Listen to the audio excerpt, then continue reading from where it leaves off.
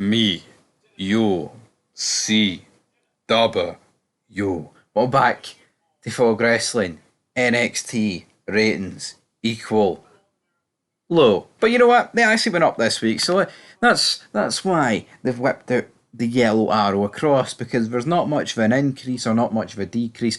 We whip out the yellow arrow, but they've actually went up as the September Tuesday edition, September 3rd, 2024 edition of NXT on the USA Network drew 631,000 viewers. Of course, it is one of the last NXTs that will be taking place on the USA Network. So it did 631,000 viewers. Again, if you're wondering, alright, it's up for last week. How much? Hit me with it, Stevie. Last week, 27th of August, did 615,000 viewers. So that marks what? A 16,000 viewer increase for this week's show. Not exactly the greatest thing since sliced bread, if we're being truthful about it, but here, increases are better than decreases. I guess you could argue, well, it's better to have a massive rating and then hit a decrease, because, you know, like if SmackDown hit a decrease, it would still smoke NXT's increase. You get where I'm coming from that? Of course, though, this was post No Mercy. I had no mercy on my soul. And we're combining the rating and the quarter into this video, because the quarters, because why the hell not? Now, it actually did 0.17 in the 18 to 49 demographic, which is up from the 0.15 rating in the same key demo last week. So 0.02, we are up, and now it's time to look at the NXT clips, because for whatever reason, I feel like NXT almost drops the ball in the clips. They don't seem to upload all of them.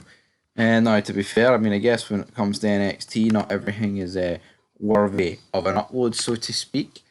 But they do, but we're on SmackDown. They upload all the clips.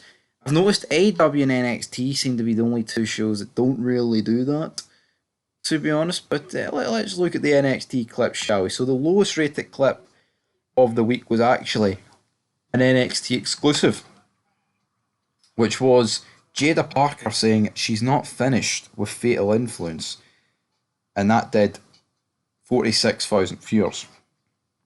Again, not exactly high numbers. Up next, we've got the Rascals becoming NXT Tag Title #1 contenders. I mean, these guys are from TNA. TNA's mince, but you feel like the fact they're from TNA, they should be able to pop some form of rating. No one cares. You know, this isn't the TNA 15 years ago. This is the current TNA. As a wee tune plays there. You know what I mean? So no one cares about current TNA. It's what it is. You know, yeah, current TNA. It's got John Layfield running about. But when I say running about, he was like, he appeared at the pay-per-view and then he whispered something in Dolph Ziggler's ear. Oh, Dolph Ziggler, don't you mean Nick Nemeth, big man? Aye, absolutely. So, how about you stop greeting? How about those apples, eh? How about those apples, big man? But anyway, 57k, not exactly lighting the world on fire. Coming in third, third last, we've got Obafemi sending a message to the crime family, the family, with a dominant win over Stacks. This did 72,000 viewers. So again, you know, Obafemi, no one really cares about this guy. Do you care about this guy? No, I don't care about this guy. Seeing people on Twitter greeting, oh, this guy should hold the belt forever. This guy should only give up the belt when he decides it's time to give up the belt. He'll fucking give up the belt when wonky-eyed Shawn Michaels decides to take the belt clean off him. Absolute losers of the highest degree. Then up next we've got Trick Williams' match against Pete Dunne, descend it into chaos. 85,000 viewers. I mean, what is there to say? Trick Williams is at his worst here.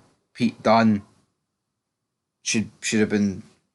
I mean, he should never have been signed. I mean, but watching that Cruiserweight Classic about. I mean, that's like, what, 7-8 years ago, that Cruiserweight Classic. I remember watching it. I know the UK International Tournament, whatever it was. And Pete Dunne, attacking them, and William Regal getting his face. Oh, it's night one. Make sure to tune into night two. Absolute fucking cringe. Absolute diddy men, man. Wrestling. Ugh. Wrestling sucked for a long time. Up next, we have got the highlights, the full NXT highlights, which drew 136,000 viewers.